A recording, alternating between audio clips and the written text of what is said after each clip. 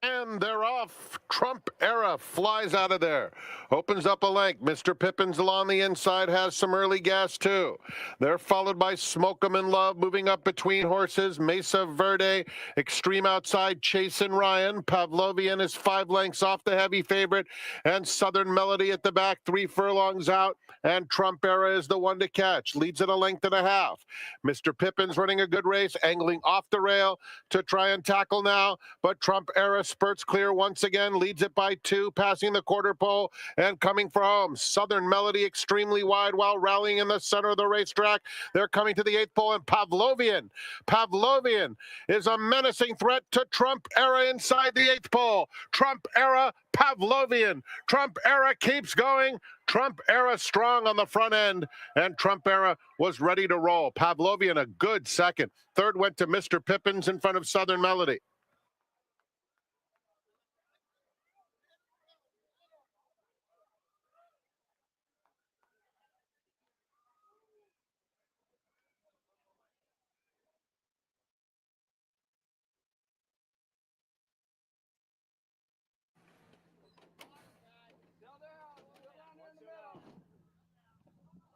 We're in the gate.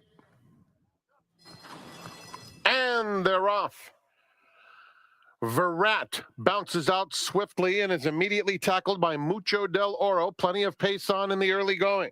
Charge for Gold 2 lengths back in third, followed by Elwood Blues, See Through It, and a little bit of hesitation from the favorite We're in Trouble, who will have to pass them all. Mucho del Oro is the leader to the half-mile pole. Verrat 3/4 of a length back second, and then it's Charge for Gold in third. We're in Trouble inching forward willingly with Elwood Blues in fifth, 3.5 off the lead. See Through It at the back. Rounding the turn, Mucho del Oro and Verrat 1-2 so far. Charge for Gold third. At the rail, We're in Trouble, 3 lengths off them in fourth. Another 2, Elwood Blues. And at the back of the field is See Through It. Verrat turns for home in front, has a 2-length lead. We're in Trouble, angles out, and is coming after him down at the rail. Mucho del Oro and Charge for Gold. They're a 16th from home, and Verrat still going well. And it will be Verrat. Verrat, a decisive victory, scores by 2.5. We're in Trouble, second. Elwood Blues rallied strongly for third.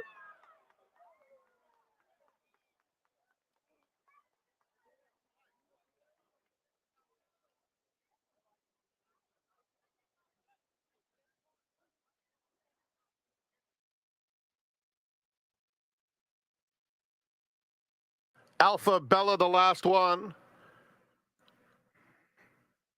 goes in.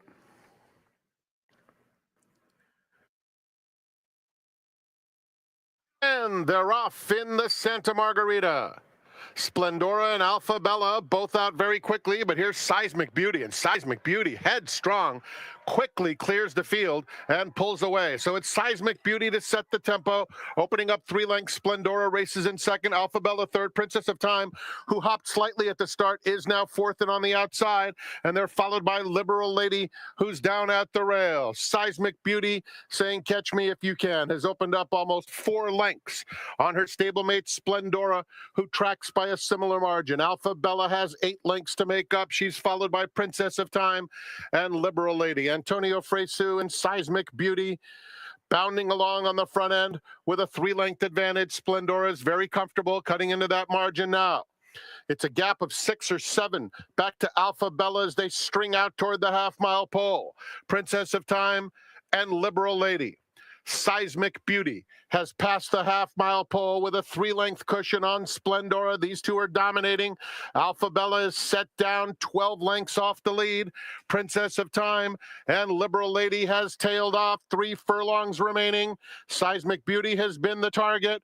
Juan Hernandez and Splendora now trying to close the gap, but still a 3-length lead for Seismic Beauty at the quarter pole. Seismic Beauty, Splendora getting a little bit closer. It's a gap of 8 or 9 to Princess of Time. 3/16 of a mile to go, and Seismic Beauty is asked to finish the job. She's maintained a comfortable lead the entire journey. Splendora is trying her best, but still 4 lengths behind at the 16th pole. Seismic Beauty waved goodbye out of the starting gate and wins in front-running fashion. Another impressive performance for Seismic Beauty. Splendora second. Princess of Time finished up well in third.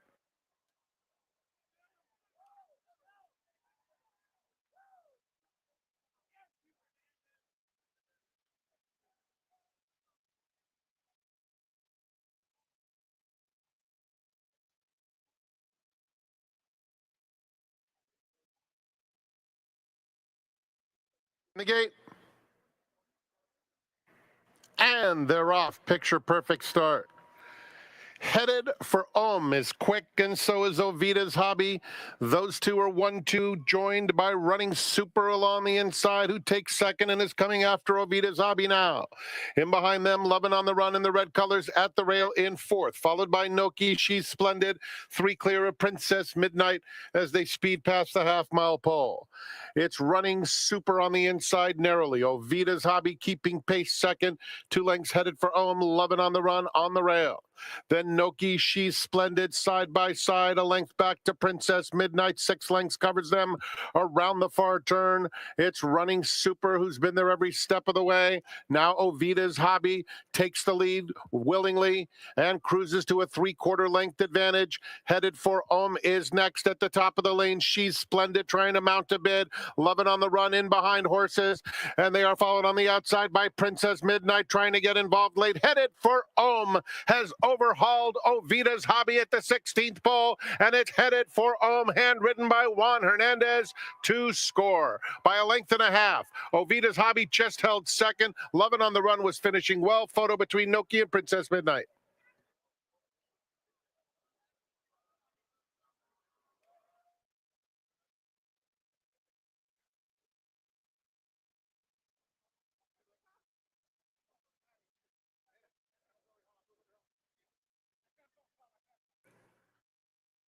And they're off. Jalisco is going to the front. Saul Elliott has good speed on the outside in second. Just in behind them, Max Chow is not far behind, and the gray is Flashy Fritz at the rail. Can't Help Myself in fifth, 4 lengths off the lead. Followed by Love the Pressure, racing on the outside of Mr. Cardenas, and Jimmy Delivers trails. It's Jalisco speeding to the quarter pole with a half-length lead on Saul Elliott, putting the pressure on second. 3 more to Flashy Fritz. Can't Help Myself. Max Chow is next. They turn for home with Jalisco on the inside, just in front, going on very willingly. Saul Elliott trying to get by. These two have dominated, and Max Chow starts to pick up some late momentum as Saul Elliott gradually puts away Jalisco, and Saul Elliott streaking home to win it by almost 3. Jalisco's second, Max Chow a good third, then Can't Help Myself.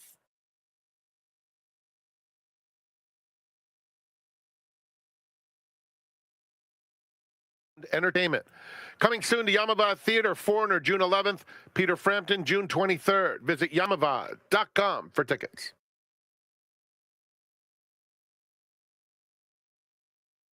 In the gate. And they're off. Clean start. Cypress Moon is going to the front. Wordplay comes away in good order. No Time for Squalls just behind them.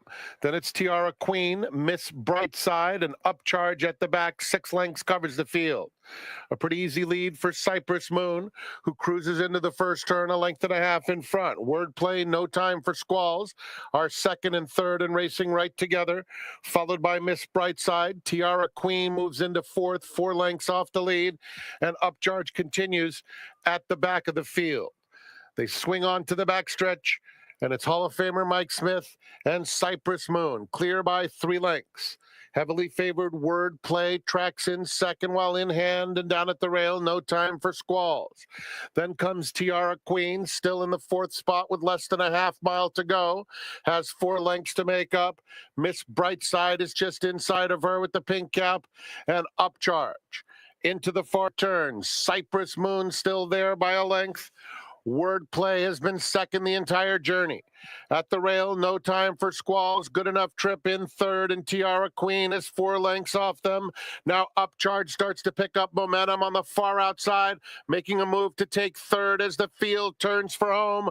Wordplay has run by Cypress Moon. Tiara Queen moves into second, and on the outside, Upcharge. They're coming to the 16th pole, and here's Tiara Queen at Wordplay. Wordplay, Tiara Queen. Tiara Queen right up to take the lead late, and Tiara Queen, another for Juan Hernandez, defeats Wordplay. It was a photo for third that went to No Time for Squalls in front of Upcharge.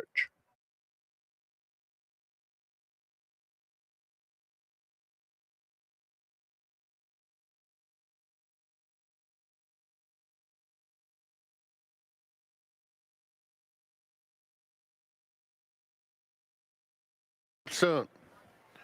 They're in the gate.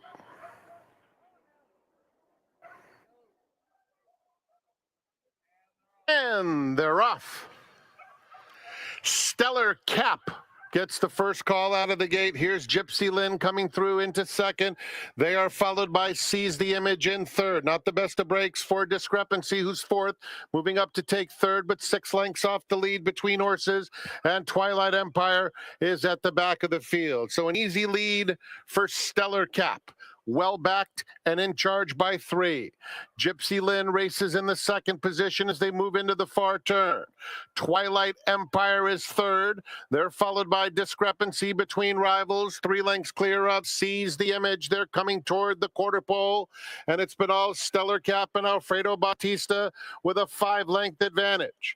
Twilight Empire is in second, followed by Discrepancy in third. Down at the rail, Gypsy Lynn and Seize the Image. They're coming to the 8th pole. Stellar Cap clear by a half dozen.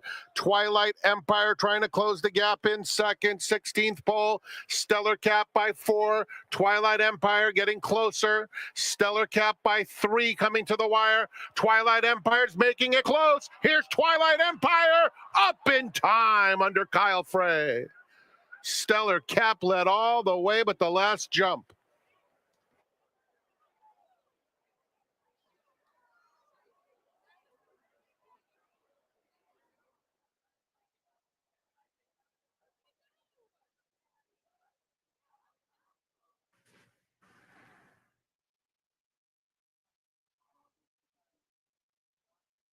And they're off.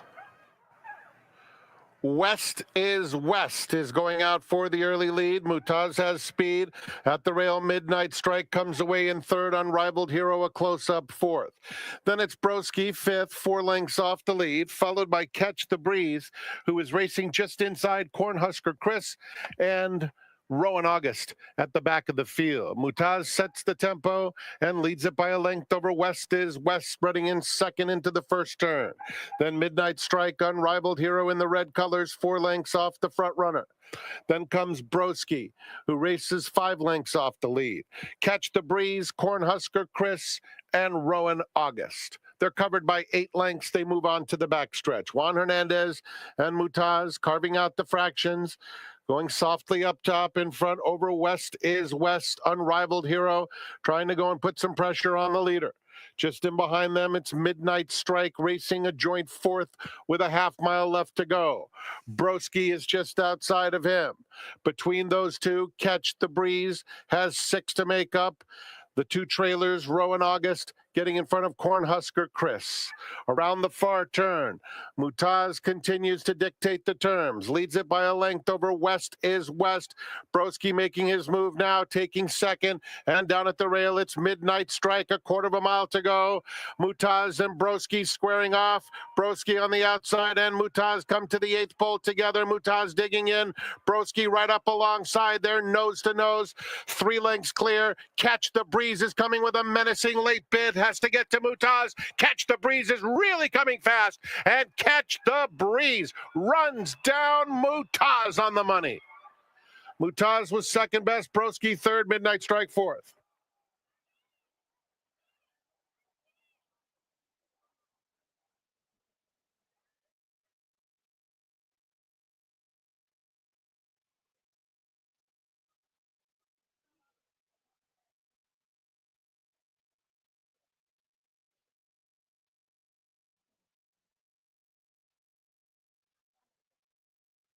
And they're off. Matina flies out of the gate.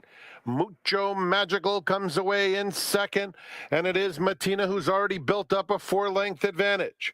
Renatus is in third. Miss Michelada moves up, takes that third spot. Ryder took a look to the right. Then it's Misty Muppet, and down at the rail, Ryan's Girl making some headway. At the back of the field are Princess Daddy, and Buds and Suds is the trailer. They move into the far turn. And it is Matina with the pedal to the metal. 3 furlongs out and an 8-length lead. Mucho Magical is clearly second, trying to close the gap. Ryan's Girl is down on the inside, a joint third with Renatus in between horses. Misty Muppet is looking for some racing room down at the rail. They turn for home. Matina getting weary. Here's Mucho Magical running right on by, and Mucho Magical takes command with a furlong left to go. Misty Muppet chasing with determination in second, and Buds and Suds is third. 16th pole. Mucho Magical 2-length lead. Mucho Magical back-to-back for Umberto Rispoli. Misty Muppet was a very good second. Third went to Buds and Suds. Princess Daddy finished fourth.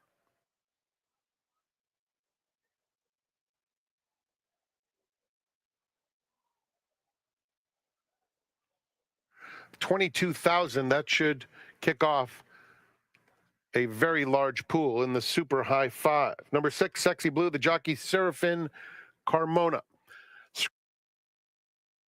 And Jort, the last one.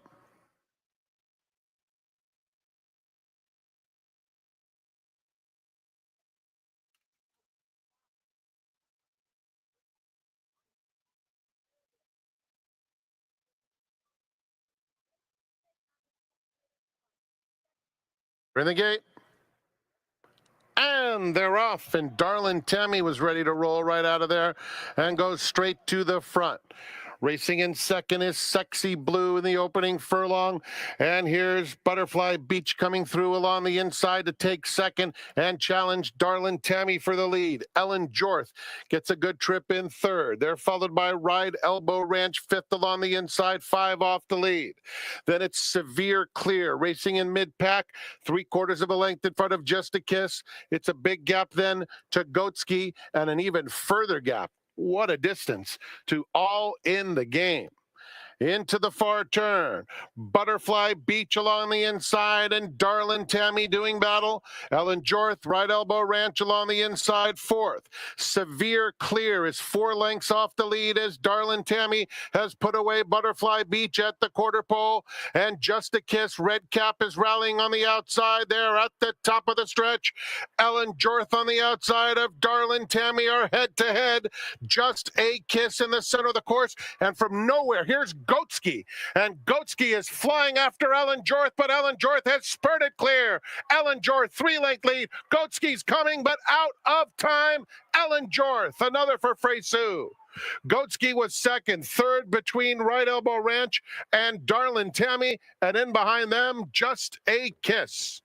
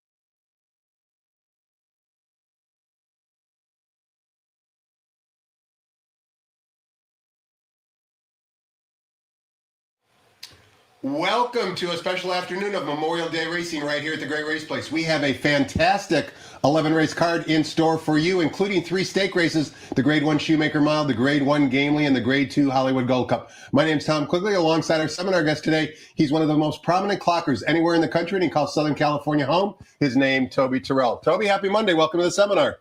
Thanks, Tom. And of course, it's a very special Monday today, and that's, of course, why I had to get all dressed up. We're known as the Blues Brothers today. We're both in blue blazers. I don't think that's going to happen the rest of the year. But, of course, as you mentioned, Toby, out of respect to those veterans and service people, both men and women, who are protecting our country and in some cases paid the ultimate price by sacrificing their lives for our freedoms, because we can enjoy things like today, playing the races at the afternoon. This day does hold a special place in your heart. Well, it does, Tom. And, you know, I'm proud to call Arcadia home, and no better place to live and race than right here. And the park across the street, which is world class, by the way, especially if you like baseball. But I know it's this time of year because 2 weeks out, they have a tremendous exhibit over there for all of the memories of Memorial Day that it's just top class. It lets me know I'm home. And it's just one of the great things about living here in Arcadia. I think over 1,000 flags are planted in the Arcadia Park across the street from Santa Anita in honor of the service people who have served in honor of our country. And it's certainly a very beautiful spectacle as you drive into Santa Anita. Toby, the news of the day yesterday that most people might not know is that there was one winning pick six ticket. It paid $96,000. That's the second day in a row there was just one winning pick six ticket. But the big news was it was A, bought on track, and B, only for $16. Wasn't you, was it? Oh boy, no. That's a great job of handicapping. 4 singles, and then 1 leg with 2 runners, and then in the final leg, 4 runners. Not the all button to come up with the Phil D'Amato first-time starter. Well, we'll get into that, by the way. That's very timely, what you just said. We will get into that immediately, actually. But, you know, I learned at an early age when I was playing the pick six, nobody's listening, way underage. At Hollywood Park, I used to love the whole process. But the key to the pick six, always has been, always will be, are the singles. Let's get into this morning, Toby. You were up much earlier than I was here, clocking horses in the morning. What was the activity like, and maybe were there 1 or 2 horses that caught your eye? Well, there were, and we're getting into that time of year where Bob Baffert is starting to bring the new stock in and the old stock. As today we saw a horse. Now, I'm just going to kick it over to you to ask you what the vice president's wife's name is. Busha. So we can't all forget this. This horse ran at Del Mar, Philly. She got beat by Tenma. She got beat by Non-Compliant, who was undefeated and going to go into the Breeders' Cup as a favorite. And she is back here, and she's still a maiden. Boy, talk about a single when she runs. How far did she work, and what was her time, if you recall, Toby? She worked a half mile in like 24.3, 48.3, but I just kept looking at her like, who is this? It's a new horse, new face. She looked too big to be a 2-year-old, but boy, has she grown up. And you know what you'll see when you watch her, she had tremendous speed as a 2-year-old. Now she's got the frame to go with it. Yesterday, Millie Ball was my seminar guest, and I asked her a question that she answered very candidly and honest. I said, does your husband have a horse in the barn that we have not seen yet who you think has some promise and potential? And she immediately replied, Octoon Baby. Have you seen Octoon Baby in the morning, and can you validate what Millie has said? Well, the horse, as far as I know, has not had an official timed work yet. So I've seen the horse, probably just don't know it. You know, let's actually talk about that for a Toby second. Of all the horses that are on the track any specific morning, what % would you say actually get a recorded workout? I think a lot of people think that the only time the horses are out on the track in the morning is when they have an official workout, but that couldn't be farther from the case. There's tons of gallopers, there's tons of horses just stretching their legs. Let's just say out of 100 horses, any particular morning, what % maybe are actual workers for the morning? Oh, probably about 10%. I mean, you have to remember, all horses pretty much every day will go out to the track for one of like 3 types of exercise, either a workout, a gallop, or a jog. It's as easy as that. Easy as ABC. How's the training track doing? We talked about a month or 2 ago that it was pretty quick and pretty fast in the morning. Has it slowed down a little bit, or is it still lightning quick? I think maybe it's slowed down a little bit, but we have less workers. So again, I got to put the asterisk there. Why are we having less workers? Well, we're winding down in the meet. We had, few less today because we're having a 4-day race week. That will do it. Now, the whole picture is going to change, by the way. As we get closer to Del Mar, all of a sudden, we're in a lull right now. And in between transition time where we're closing here, most of the horses have run. They're not going to have to work out. They're fit. So that explains it probably more accurately. But as we close the meet here, you're going to see a lot of fresh horses working because we don't have a lot of racing between when we close here in Del Mar.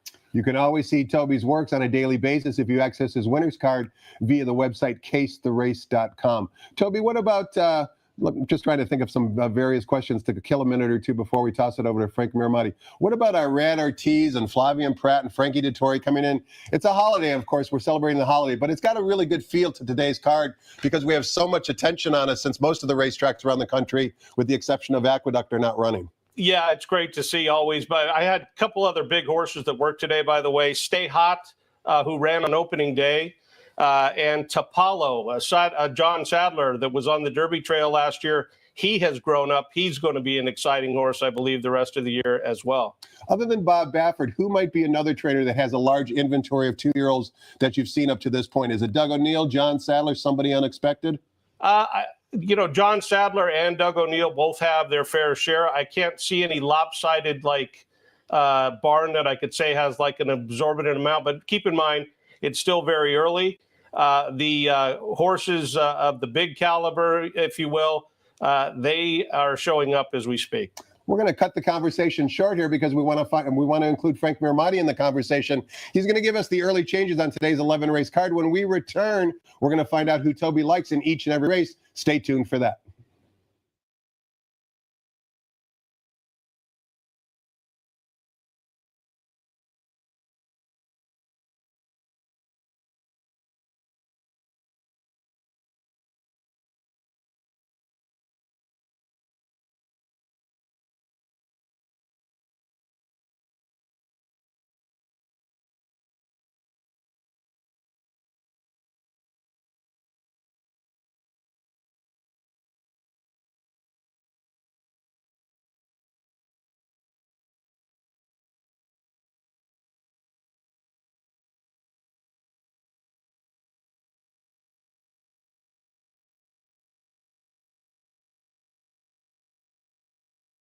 Happy Memorial Day and welcome to Santa Anita Park.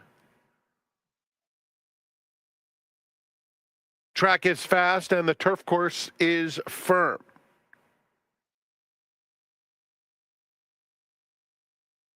Here are the early changes. The first race starts the early pick 5. Number 3, Robin with a Y, 2 pounds over. Early pick 4 wagering offered with race 2, no changes. In the third, scratch number 1, Call Me Corey. With that scratch, no show wagering. In the fourth race, no changes. Race 5, scratch 1, Control Function. There's a middle pick 4 that starts with the 5th. Race 6, start of the $2 pick 6, just a blinker note. The 7th is the grade 1 Gamely, scratch 2 Alpha Bella, scratch 9 Where's My Ring, 2 and 9 are out. The 8th is the Hollywood Gold Cup, no changes. The 9th, the grade 1 Shoemaker Mile, no changes. In the 10th, 4 Approval Rating, 2 over, and 6 Club Stiletto, 5 pounds over. And there's super high 5 wagering on race 11. 1 Royal Vanguard, 2 pounds over. Scratch 5 Giant Luther. Note that number 13 Maxfield runs. Scratch 14 Miles Finch. Enjoy this special Memorial Day program here at Santa Anita Park. Post time for the first is in 59 minutes. We have the Coast to Coast pick 5 on Fridays, Saturdays, and Sundays. So we don't have that wager offered today, but it will be back next weekend. And let's go back to Quigley's Corner. His special guest today, you can find him on casetherace.com. Toby Turrell.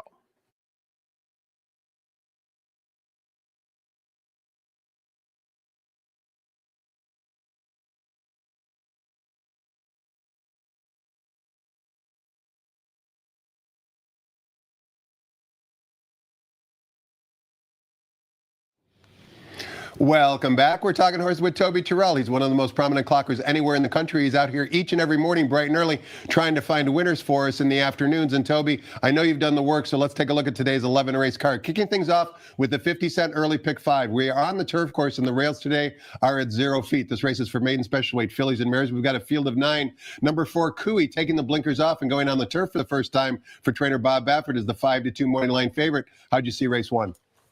Well, all these decades we've known each other, I'm proud to say that, neither one of us, we never lie, Tom. We never lie. We're like Abraham Lincoln. Right.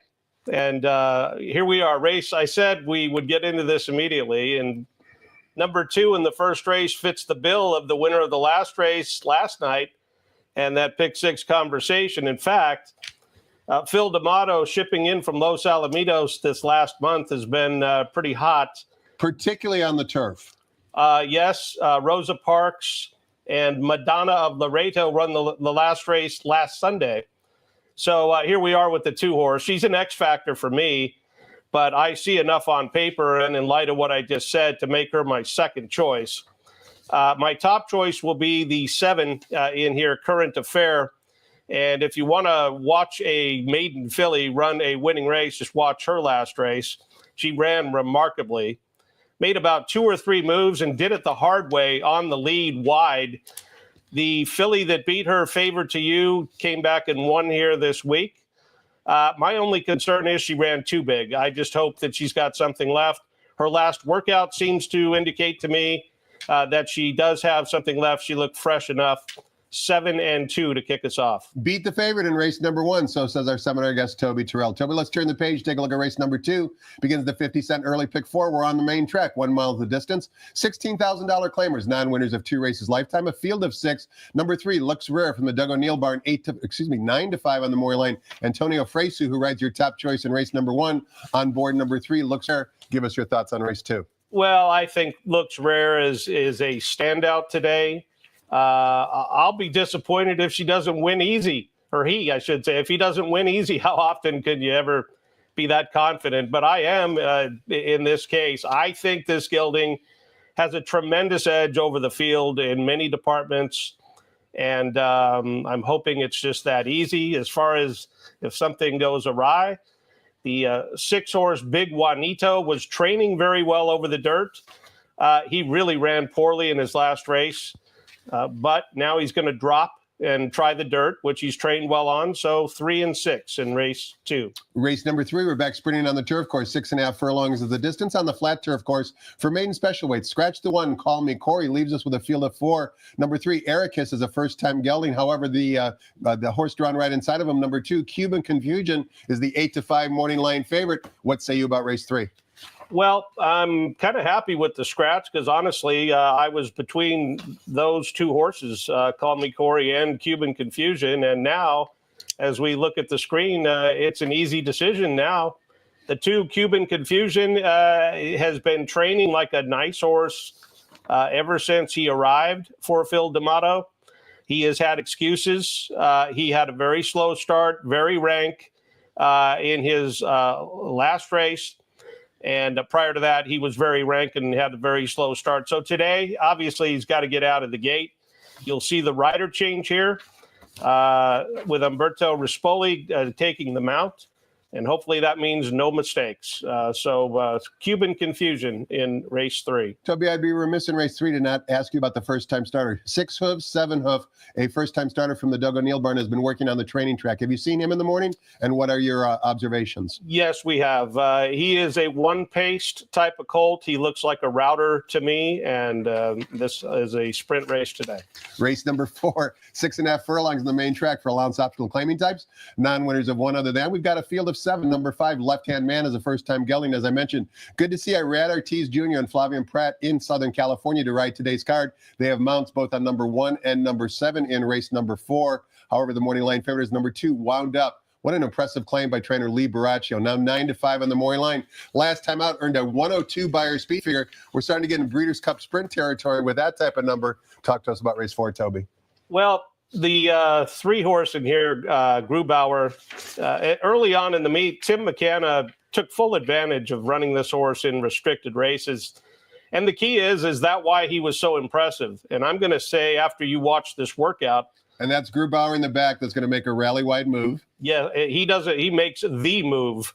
He inhales this horse in a matter of strides, right when he's supposed to, by the way. That is what the goal was. When you're going to go this fast, you have to make the move at the right time. He did so, and look at the way he did it. The rider doesn't even set him down, and you'll see a 59 flat clocking. This was a brilliant work. And to me, it shows that this horse is not only the real deal in the restricted races, I think he's going to be the real deal today with the brilliance of this work. And by the way, believe it or not, he had a work that was maybe more brilliant than that. And you can see it right on paper. On May 11th, the work was in the dark. And when I saw that he went 57-4 with the ease that he was traveling, I just flat out couldn't believe it. Might be the best work of the entire meet, honestly, if you just get down to all the metrics of it. So with all that said, big acid test today, like you said. He's got to beat a horse where you gave all the right accolades to right next to him, the favorite, and the one horse with Irad. What a racehorse he is at 7 years old. Looks like he's just getting good for Pete Miller. So 3-1 in race 4. A follow-up question for you, Toby, on another runner in race number 4. That would be number 4, Rexford. First off, the claim for the new barn. Has never been on the main track. They just had that bullet workout before claiming the horse. Did you happen to see that? And do you think maybe that was, maybe this could be a better dirt horse than turf horse?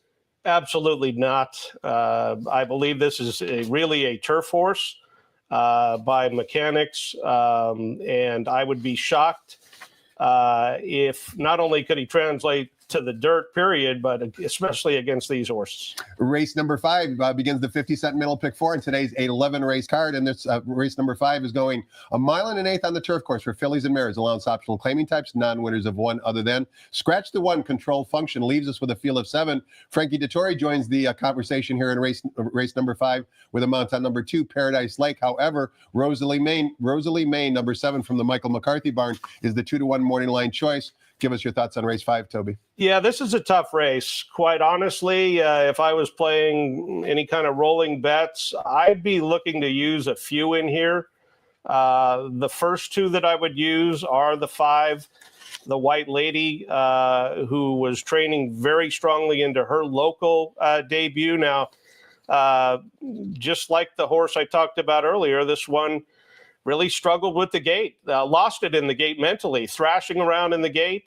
And then, of course, breaks very awkwardly and slow and never out of the race right to the first turn. So legitimate excuse is the bottom line. And she still ran a big race, as we can all see there, running second. So I think she's got the ability. Again, we're back to Rispoli in the saddle. The number 2 horse, Paradise Lake, I believe the distance will be her friend. I think she's coming into the race sharp. The workout 2 or 3 back proves that she was under a big hold. And good to see the owners here, CRK. I'd love to see him get all his horses back here where they belong in California, but good to see him with the runner here, the 2 Paradise Lake. Speaking of CRK Stable, the owner of number 2 Paradise Lake, a morning or 2 ago, Baeza work. Did you happen to see the work? And what did you think of that performance? Yeah, now talk about a big move in a workout. There it was with Baeza. Now, preferably, I would have liked to have seen him wait. He made that move kind of prematurely in the work. He started it more at the tip of the far turn. And ideally, I would have liked Grubauer, like more at the top of the lane. A big move's a big move. It was a big work. But when you get to the Belmont Stakes and things like that, you got to have everything just right. And, we'll see how he works before he gets on the plane. And Toby, going back to race number 5 today, a follow-up question for you on another horse. That's number 4, Star of the Night. You and I have talked about the beauty of DRF Formulator. And I have a note on Star of the Night. Last time when she won on April 4th, she only had one workout in between that race on February 22nd and April 4th. You can still see it in the past performances, March 29th. Despite that one workout in about 6 weeks, she still won the race. Now you can see she's actually had 5 workouts since that last performance and victory. Have you seen any of those works, and do you give her a shot in race number 5? You have to give her a shot because of everything you just outlined there, plus all the connections involved. To me, I think she ran her best race that day. I don't think I'd be shocked if she ran actually as good or better. So then you just got to go to your own figures at that point and determine whether you think she's good enough to win the race. Race number 6 begins the $2 pick 6, and we kick off the $2 pick 6 going 1 mile on the main track for starter optional claiming types. We've got a field of 8, the morning line favorite number 2, Navajo Warrior from the Timyock Teen Barn at 5-2. However, Toby, you want to watch a workout, or you want to show us a workout, I should say, for number 7, Mega Moon. This was a solo main track drill on May 14th. It's a quick drill, as we can see, a minute flat. Why did you want the audience to see this? Because this horse is running, he's dancing every dance, and he's working out in between these dances, and that's a rarity, especially on the dirt. Now, this horse keeps this enthusiasm. You can see he's bouncing down the lane, like even though you could say a fresh type of a horse. But after the work completes here past the wire, look at the ears up, he keeps going. I actually galloped him out a mile, believe it or not, all the way back around to the backside. So for a horse of this caliber that was claimed for $20,000, and again, showing up and running these big races, what I call the hard way when you're running on the lead and you're contested, I was kind of shocked to see the horse come out of that last race, which was, to me, a very grueling, tough race with that kind of a workout. So he'll need a big race today. But I think we're going to get it. It's another tough race, by the way. A race I think you want to use a few if you can. The outside horse in here, Sakil, I've been chasing this horse for months because he's got 2 giant races, October 6th right here at Santa Anita, and then the race at Del Mar on November 22nd. Those are both gigantic races on many fronts. Now, the trainer, Vladimir Sarin, good friend of mine, and boy, you talk about how tough it truly is out here. The fact that his numbers are what they are right now is shocking to me, but maybe that's why we're going to get a big price with J.J. Hernandez in the saddle on number 8, Sakil. Race number 7, is the first of 3 graded stakes races on today's card, and we kick off both the 50-cent late pick 5 as well as the $3 all-turf pick 3 with a reduced 15% takeout. In race number 7, traveling 1 mile and an eighth on the turf course for fillies and mares, it's the Grade 1 Gamely Stakes, $300,000 guaranteed. 2 scratches, scratch the 2 and the 9, leaves us with a field of 7. Number 5, No Show Sammy Joe from the Graham Motion Barn shipping in is the 7-2 morning line favorite. A lot of ability, a lot of talent in here, Toby. Who do you like and why? Well, what a race. Very hard race. If somebody loves a horse in here, I'd love to know how and why, because I just had a hard time arriving at a final decision. And again, I've said it many times, and I'll keep saying it because it's the name of the game, is value. If you have a race that you think is open and competitive, go for it and go for a big number. And that's what I'm going to do in here with the 3, Kinjani. This horse or mare, boy, she ran off the charts last time out here over the track. And I think it's going to leg her up for a gigantic effort. That's what she's going to need, obviously. That's why she's 15-1. But, boy, you get confidence when Hector Barrios is up in a turf race. Mark Gladd is your trainer here. So I feel good about having my $2 on this big long shot, Kinjani. The 5 mare in here, No Show Sammy Joe. My partner all of these years has been on the road pretty much the last 10, 15 years, and he stations at Palmettos. Donald Harris. And he loves this 5-horse, this mare with Flavien Prat. Just loves her. So take that for what it's worth. It means a lot to me, but I still got to go with the big price, 3 and 5. A couple additional comments on Toby's top selection. Kinjani, who, as he mentioned, is 15-1 on the morning line. She smoked her final quarter last time in 23.03 if you were to look at the internal fractions. And if you have the Daily Racing Form past performances in front of you, he spoke about Mark Glatt being the conditioner of Kinjani. Take a look at Mark Glatt's statistics, second off the long layoff. He's done it 32 times in about the last 18 months. He's only hit the winner's circle 44% of the time. So as Toby mentioned, that comeback race might have legged her up perfectly for the game lead today. Race number 8 begins the 50-cent late pick 4. It's the Grade 2 Hollywood Gold Cup going the traditional distance, of a 1.25 miles on the main track. It's a $200,000 guaranteed purse. We've got a field of 7. Another East Coast invader, number 5, Skippy Longstocking from the Saffie Joseph barn, is the even money choice, courtesy of our friends at FirstTV.com. Toby, we don't only have workouts at Santa Anita, we've also got workouts at Palmettos. This is for Skippy Longstocking back on May 9th. It's obviously just a slow drill, but I know the reason why you wanted to show it. Explain why. You're just seeing it right here. I love everything about what I see that has nothing to do with the workout, by the way. And again, this is the work in progress of what I try to do out here every day. Is just spot those first few steps. It's like name that tune. When you can name that tune in 2 notes, that's usually when you're on the right horse. The body language of the exercise rider and the horse itself could not be any better. And you can't put words on it. It's just right when I saw the clip start, I said, boom, there it is. This is a horse that is razor sharp, looks fresh as could be, and I believe is shipping in on the right day at the right time. So I guess that's why he's even money on the morning line.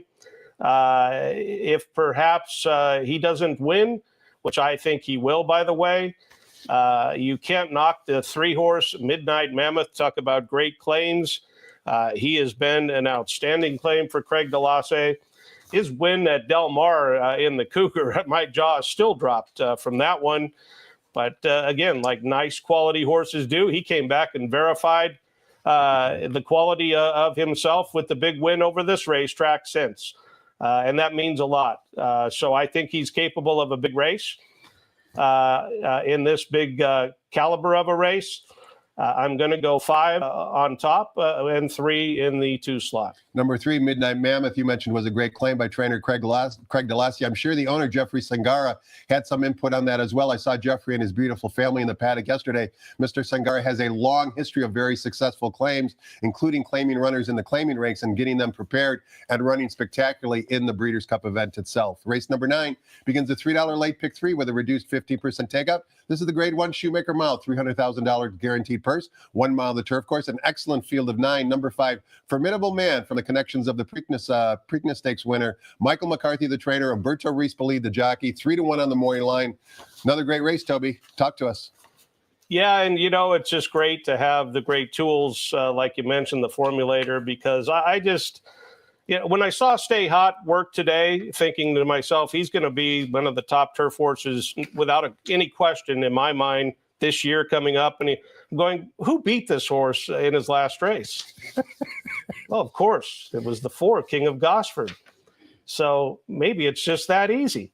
We'll find out. Flavien Prat marching right back out here to hold on to the mount on this genuine horse. I know when he ran last time, I talked about him to no end because of just the type of racehorse that he is. Very rare. Now, one thing that won't show up on paper anywhere is what happened to this horse, the race, the day, 1 day prior to that race that week. He actually got loose, ran off for a good 2.5 miles. So I know one thing, he's one fit racehorse, and he will lay it down in the stretch in a big way today. And Formidable Man probably will too. He has a huge workout with Rispoli up 2 works back. His performances really need no introduction. He is proven class. And I'm going to go 4 and 5 here in the Shoemaker Mile. Follow-up question for you, Toby. They relate to both of Richard Mandela's horses, inside and outside, both sired by Warfront.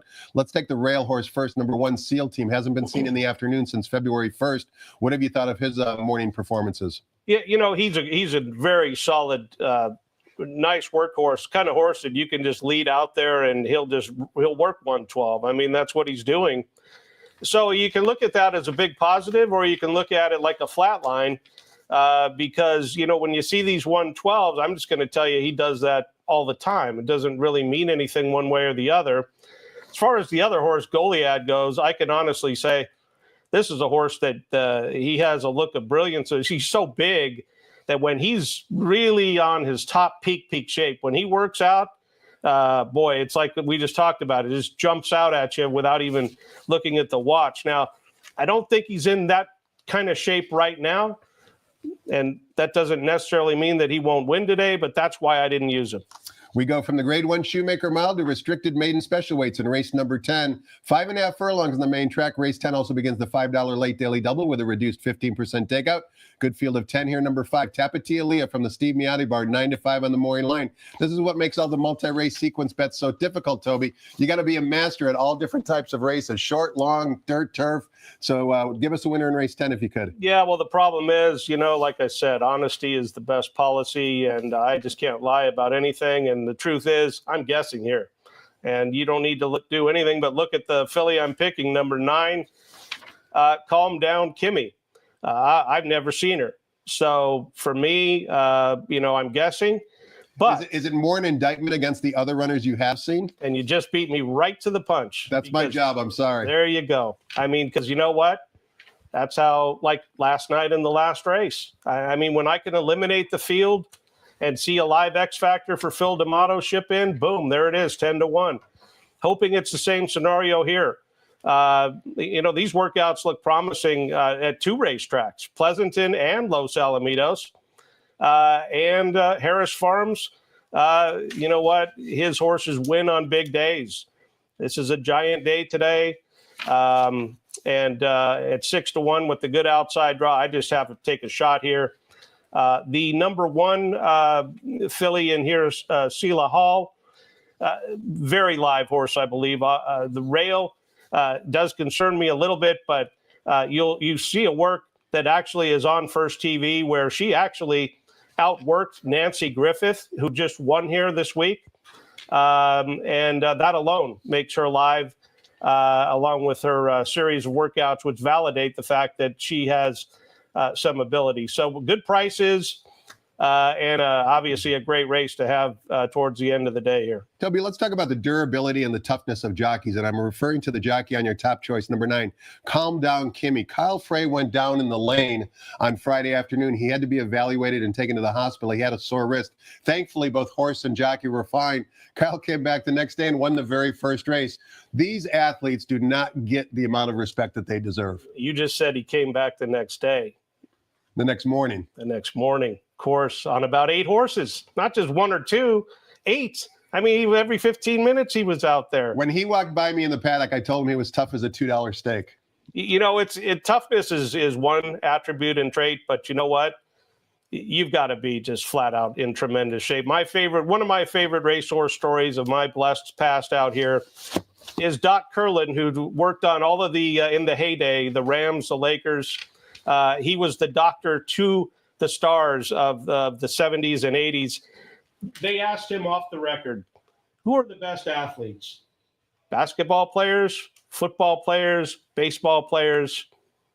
You know what he said? I know what he said. Of course we do. We don't need jockeys. From a very famous Curlin Job clinic.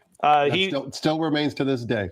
And you talk about a guy that loved the races, but he was being honest. It was one of the best stories I've heard in my entire upbringing out here. And to me, it stands, and it'll stand forever. All of us watching the seminar love the races as well, Toby. So we need a winner in race number 11 to close out a fantastic card. Race 11 also offers $1 super high five wagering, and we're going 1 mile on the turf course. Main special weight Calbred. Scratch the 5, Giant Luther. That means number 13, Maxville, does draw into the race. However, number 14, Miles Finch, has been declared out of the race. Also take note, number 3, Irish Element, is a first-time gelding, the Maury Line favorite, one of a few 4-year-olds in the field. Number 6, Winning Patriot from the Carla Gaines barn, 3-1 on the Maury Line. Give us a winner to close it out, Toby. Well, I wish we could show the tape of the race on Winning Patriot because you would see a lot there. So just go back and watch it if you'd like. But you won't see what happened to the horse again before the race started, and it was very pivotal. He would not load in the gate. He was just out of his mind, didn't know where he was, I guess. And it's actually kind of amazing. He even made it in the gate and ran. So I'm going, well, he's just got the talent. Here we go. Despite rank and doing everything wrong, he takes the lead off the turn like he's just going to draw away, throws that head straight up in the air and just flat out stopped like a car slamming the brakes. I mean, just out of nowhere. So I'm going to assume with all of that under this horse's belt, he might have lost his best effort with those antics. Well, let's just put it this way. He can just make half of the mistakes today, perhaps, and still win, I believe.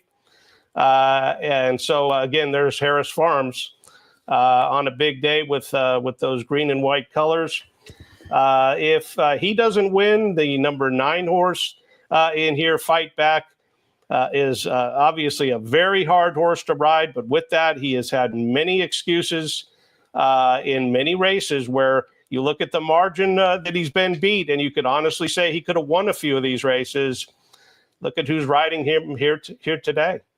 Toby, every time you're on the seminar, it's an educational 40-minute handicapping class. And once again, you didn't disappoint. Thanks so much for your time and insight. Best of luck with all your selections today. And if you want to follow Toby on a regular basis, go to the website, casetherace.com, and pick up his condensed one-page sheet that has all of his selections as well as highlighted works for the morning. Hope you enjoyed the seminar, everybody. Have a great afternoon. Keep in mind, if you're on track, it's Dollar Day. That means dollar sodas, dollar beers, and $2 hot dogs. Have a great afternoon and good luck.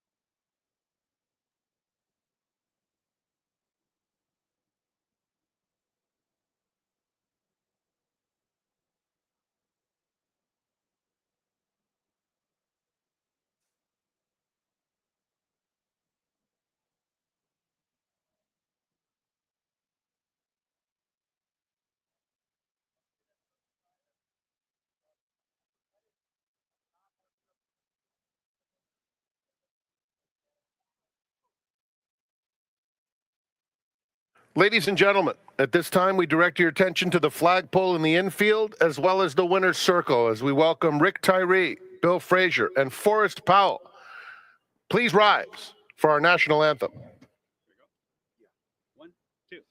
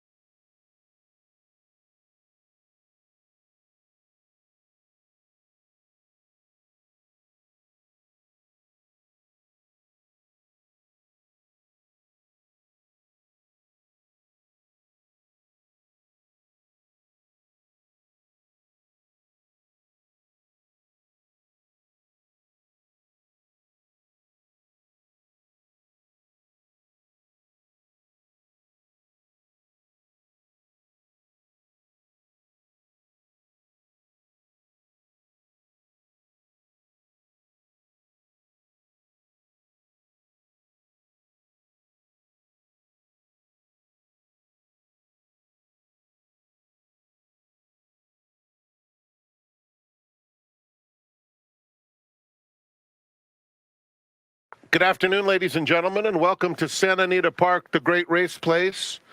The track conditions are brought to you by John Deere. Nothing new to report. Here are the changes.